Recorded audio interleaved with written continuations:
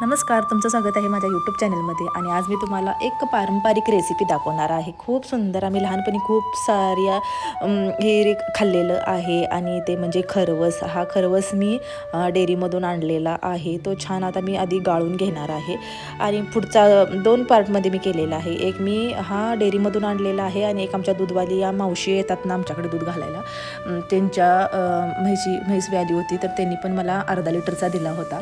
म्हणजे 2 पद्धतीमध्ये केलेला आहे हा. म्हणजे दोन्ही पण मी पारंपरिक पद्धतीनेच केलेला आहे. एक बनवलेला आहे कुकरमध्ये आणि एक बनवलेला आहे डायरेक्ट मी वाफवून, नाही का, गरम पाणी ठेवून जे वाफवतात ना त्या पद्धतीने केलेलं आहे. याच्यामध्ये मी छान असं ओलं खोबरं होतं माझ्याकडं, तर मी छान असं मिक्सरवर बारीक केलेलं आहे आणि मिक्सरवर बारीक करून मी त्याच्यात घालणार आहे. त्याआधी मी दूध, जे चिकाचं दूध होतं ते गाळून त्याच्यामध्ये थोडंसं आपलं दूध, गरम केलेलं दूध घालणार आहे. त्यानंतर हे बारीक केलेलं खोबरं पण घालणार आहे. खूप छान लागतं बरं का खोबरं पण घातल्यानंतर. तुम्ही जर असं करत नसाल, मी प्लेन पण केलेलं आहे आणि खोबरं घालून पण केलेलं आहे. हा खोबरंवाला दाखवत आहे मी. हे सगळं आधी मी घालून छान मिक्स करून घेणार आहे. त्याच्यानंतर मी याच्यामध्ये गूळ घालणार आहे आणि गूळ मी हातानेच बारीक करणार आहे. हात स्वच्छ धुवून घ्यायचे त्याआधी, बरं का.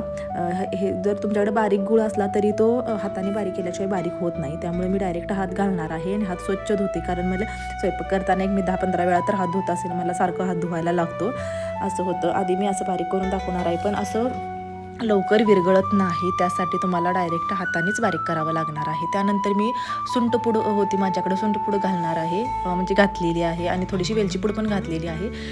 त्यानंतर सगळं झाल्यानंतर ज्यावेळी तुम्ही वाफवायला ठेवणार त्याच वेळी तुम्ही त्याच्यामध्ये केशर असेल तर घालायचं आहे आणि ऑप्शनल आहे, नसेल तर काही प्रॉब्लेम नाही आहे. तर आता मी हाताने छान बारीक करून घेणार आहे.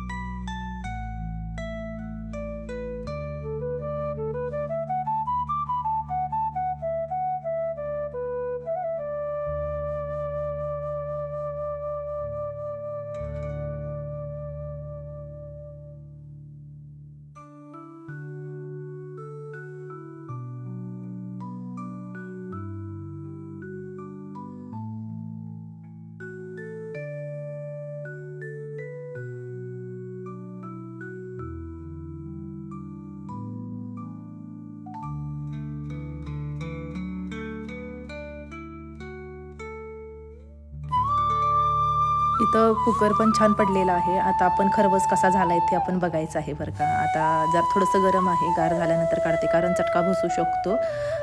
तर चला, आता थोडंसं गार झालेलं आहे, तर मी तुम्हाला काढून दाखवते. वाव, मस्तच दिसत आहे ना. तुम्हाला आवडला तर मला नक्की कमेंट करून सांगायचं आहे, बरं का.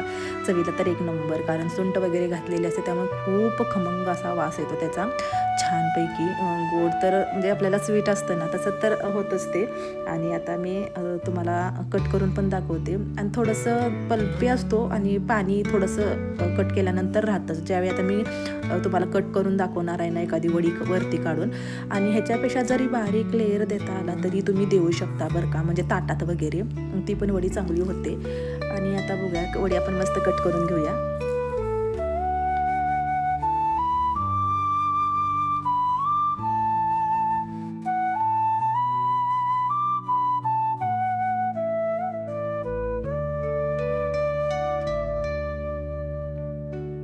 तर हा चीक आहे आमच्या दूधवाल्या मावशी आमच्याकडे दूध घालायला येतात ना, त्यांची मस्त व्हॅल्यू होती, तर त्यांनी मला अर्धा लिटरचा दिला होता. याच्यामध्ये मी थोडंसं दूध घालणार आहे. तुम्हाला दिसताना थोडंसं एक थेंबर दिसलं असेल, पण मी बऱ्यापैकी घातलेलं आहे. थोडंसं म्हणजे त्याच्या लिमिटप्रमाणे घालायचं आहे. त्यानंतर मी आता गुळ बारीक करून घेणार आहे, कारण माझा आधीचा गुळ संपलेला आहे. आणि हे मी रेसिपी 2 दिवस वेगळ्या वेगळ्या केलेल्या आहेत. एकाच दिवशी दोन्ही पण केलेले नाही आहे. फक्त तुम्हाला खरवसची रेसिपी एक कुकरमध्ये केलेली आणि एक आपली नॉर्मल केलेली दाखवणार आहे.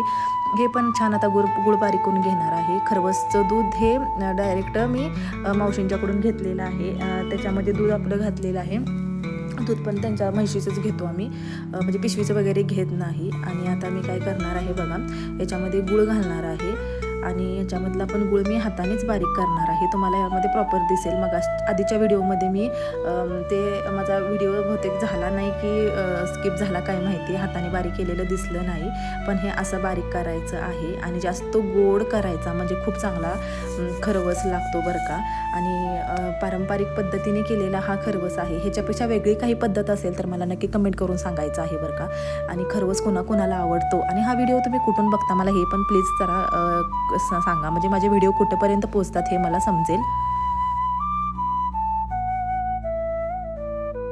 मी आधीच चिकाचं दूध आणि आपलं साधं दूध होतं ते गाळून घेतलेलं. त्यानंतर मी गुळ घालून पण गाळून घेते, कारण गुळामध्ये पण काहीतरी कचरा वगैरे असू शकतो, म्हणून मी गाळून घेत आहे. कारण मला सगळं असं गाळून वगैरे घेतल्याशिवाय आणि हात क्लीनसारखं केल्याशिवाय मला जमत नाही, त्यामुळं मी घेणार आहे. तर खाली गुळ राहिलेला आहे तो दिसत असेल, तो पण मी परत असं बारीक करून परत मी गाळून घेणार आहे. काहीतरी असतंच गुळामध्ये बारीक सारीक, तुम्ही समजू शकता. आणि आता हे आपलं तयार झालेलं आहे मिश्रण. आता मी ह्याच्यामध्ये वेलची पूड आणि सुंठपूड टाकणार आहे. खोबरं घालणार नाही आहे, मी आधी ह्याच्यामध्ये खोबरं घातलेलं आहे. तुम्ही ह्या पद्धतीने पण करून एकदा ट्राय करून खाऊन बघा आणि खोबरं घालून पण बघा. खोबरं आणि ओलं खोबरं घालायचं बरं का, खूप छान लागतं. आणि आता आपण हे डायरेक्ट मी पातेल्यामध्ये मी काय केलेलं आहे, पाणी ठेवलेलं आहे आणि त्याच्यावर वाफवून घेणार आहे. बघू शकता तुम्ही, असं स्टँड असेल तर ठेवू शकता आणि जर मोठं होत असेल तर तुम्ही दुसरं पण स्टँड ठेवू शकता बरं का. हे आता माझं थोडंसं मोठं होतं, कारण ह्याच्यावर पूर्ण प्रॉपर झाकलं जात नाही, म्हणून मी आता हे काढून दुसरं थोडंसं छोटं स्टँड ठेवणार आहे, कारण ह्याच्यावर परत आपल्याला प्लेट झाकायची आहे, पूर्ण पॅक करायचं आहे बघा. मी दुसरं ठेवलं, थोडंसं एक चपटं होतं, ह्याच्यापेक्षा छोटंसं, ते ठेवून मी छान आता वाफवून घेणार आहे. एक 15-20 मिनटापेक्षा जास्त चांगला वाफवून घ्यायचा आहे बरं का, कारण पचायला थोडासा जड असतो खरवस, त्यामुळे चांगला भाजून घ्यायचा आहे. भाजून नाही, चांगला शिजवून घ्यायचा आहे. 20-25 मिनटं जरी घेतला तरी चालतो. बघा पूर्ण छान शिजलेला आहे आणि आता आपण उतरून ह्याच्या वड्या करून बघूयात कसा वाटतो तुम्हाला ते.